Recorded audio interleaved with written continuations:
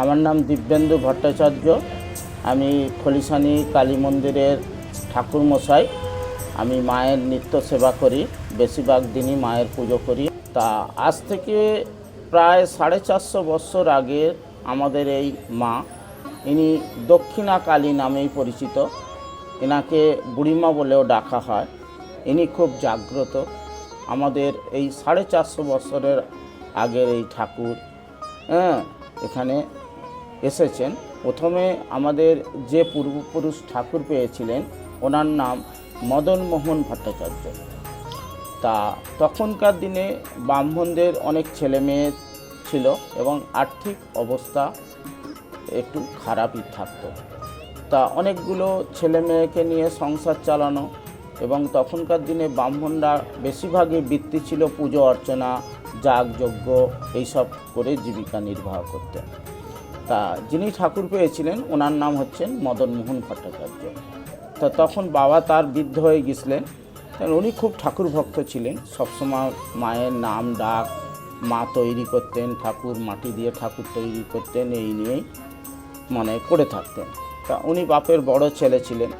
বাবা যখন বৃদ্ধ হয়েছেন রোজই দিন বলতেন, বাবা পুজো অর্চনা শেখ, ইনকাম কর, আমি আর একা সংসার চালাতে পারছি না। তা ছেলে কিন্তু কথা শুনতো না, সবসময় এই মাকে ডাকতেন, মাকে নিয়ে পড়ে থাকতেন, মাটির মৃন্ময় মূর্তি তৈরি করতেন। এমতো অবস্থায় একদিন বাবা রেগে গিয়ে মাকে বললেন যে ছেলেকে আর ভাত দেবে না, ভাতের বদলে ছাই বেড়ে দেবে। তা মা যতই হোক মা, তিনি তো আর মায়ের ছেলের মুখে ছাই দিতে পারেন না। তাই পাতের নিচে বাবারও কথা রাখার জন্য পাতের নিচে একটু ছাই ছড়িয়ে দিয়ে ভাত দিয়েছে। তা ছেলে এসে খেতে বসে বলছে, মা তুমি কি একটু পরিষ্কারও করে দাওনি? পাতের তলায় এত ছাই পড়ে আছে, দেখতে পাওনি? মা আর কী বলবেন, কাঁদতে কাঁদতে বলছে, বাবা তোকে এত করে বোঝাচ্ছি যে বাবার বয়স হয়েছে, সংসার চালাতে পারছে না, তা তুই একটু সংসারটা দেখ, একটু ইনকাম কর, তুই কিছুই কথা শুনছিস না। তোর বাবা দিব্যি দিয়ে গেছে যে তোকে যেন আমি ছাই বেড়ে দিই। তা আমি কি করব মা, তোকে তো আর ছাই বেড়ে দিতে পারি না। ছাইয়ের পরিবর্তে আমি ছাই দিয়েছি, কিন্তু আমি পাতের নিচে দিয়েছি। এই কথা শোনা মাত্র ছেলে তো ভাত খেলোই না, কাঁদতে কাঁদতে উঠে চলে গেল এক বস্তে। আমাদের প্রথম ঠাকুর আবির্ভাব হয়েছিল জোড়াকলতলায় হাতিদের বাড়ির ওখানে প্রথম মা ওঠেন। তা ওকে স্বপ্নাদেশ দিলেন। ওখানে যে উনি কাঁদছিলেন বসে বসে গাছের তলা জঙ্গলের মধ্যে। মা দেখা দিয়ে বললেন, তুই আমাকে নিয়ে পড়ে থাকিস, তোর চিন্তা তো ঠিক আছে, আমি এবার থেকে তোর ব্যবস্থা নেব। আমি এখানে উঠছি, যাদের জমি আমি তাদের স্বপ্নাদেশ দিচ্ছি, এবং তোর এখানে আমার মূর্তি করে তুই এখানে কর। তা সেই হিসেবেই সেখানে চলছিল। তখনকার দিনে রাস্তাঘাটের অবস্থা খুব খারাপ ছিল, এই নিত্য যাওয়া আসা, সন্ধ্যে সেতল দেওয়া খুব কষ্ট ব্যাপার হচ্ছিল। তখন তিনি বললেন, মা আমি এত দূর থেকে তোর দুবেলা সেবা করতে আমার খুব কষ্ট হচ্ছে। মা বলল, তোর কথা কষ্ট হচ্ছে বাটা, আচ্ছা ঠিক আছে, আমি দেখছি কী করা যায়। বলে এই সম্পত্তিটা হচ্ছে আন্ডুল কুণ্ডুবাড়ির রাজবাড়ির সম্পত্তি, জমিদার বাড়ি। তা সেই জমিদারকে মা স্বপ্নাদেশ দিলেন, বললেন যে ওখানে যে জমি আছে ওটা তুই ব্রাহ্মণদের তুই দিয়ে দে, আমি ওখানে আবির্ভাব হচ্ছি। তা সেই মতন উনি ব্রাহ্মণদের সেবায়ীদের দান করলেন এই জমিটা।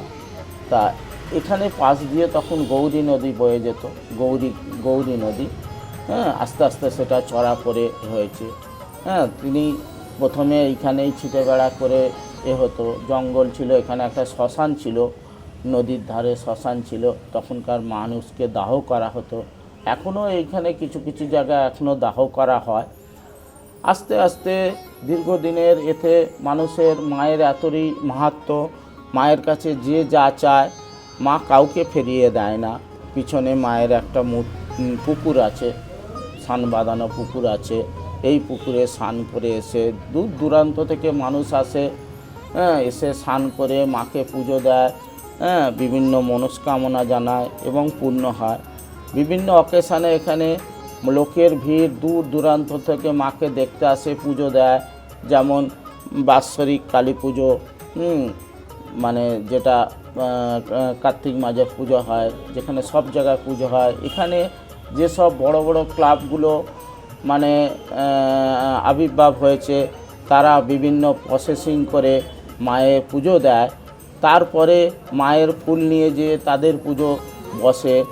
হ্যাঁ, এখানে পিছনে একটা মায়ের নিম গাছ আছে। এখানে অনেকেই মনস্কামনা জানিয়ে ঢিল বেঁধে দেয় এবং মনস্কামনা পূর্ণ হয়। পাশে বাবার মন্দিরও আছে, বাবাকেও পুজো দেয় অনেকে। অনেকে এসে ঢাক ঢোল দিয়ে পুজো দেয়। মায়ের বলিদান হয়। হ্যাঁ, মায়ের বলিদান হয় সামনে, এবং মাকে ভোগ নিবেদন করা হয়। যেমন কার্তিক মাসে কালী পুজোয় মাকে ভোগ নিবেদন করা হয়, পৌষ পার্বণে মাকে ভোগ নিবেদন করা হয়, বিভিন্ন অকেশানে মাকে ভোগ নিবেদন করা হয়।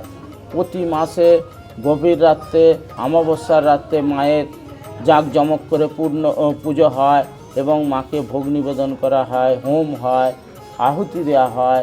হ্যাঁ, বিভিন্ন ব্রাহ্মণরা থেকে পুজো করেন ভক্তরা। ভোগ ওই বিভিন্ন অকেশানে এসে ভক্তরা ভোগ গ্রহণ করে। প্রতি অমাবস্যার রাত্রে ভক্তরা এলে কেউ ফিরে যায় না। ভক্তকে ভোগে থাকে খিচুড়ি থাকে, আলু ভাজা থাকে, বেগুন ভাজা থাকে, পটল ভাজা থাকে, হ্যাঁ, কুমড়ো ভাজা থাকে, হ্যাঁ, বিভিন্ন রকম জিনিস থাকে। আর মায়ের যে বাৎসরিক ভোগ, পৌষ পার্বণ এবং কার্তিক মাসে যে ভোগ হয়, হ্যাঁ, নানান ব্যঞ্জন হয়। হ্যাঁ, তাতে মাছ থেকে মাংস থেকে সব রকম থাকে মায়ের। আপনি টেবিল ধরে তরফ থেকে আসছেন, আপনাকে অসংখ্য ধন্যবাদ, অজস্র ধন্যবাদ। আমি ঠাকুরমশাই দিব্যেন্দু ভট্টাচার্যের তরফ থেকে আমার আন্তরিক প্রীতি, শুভেচ্ছা ও ভালোবাসা রইল।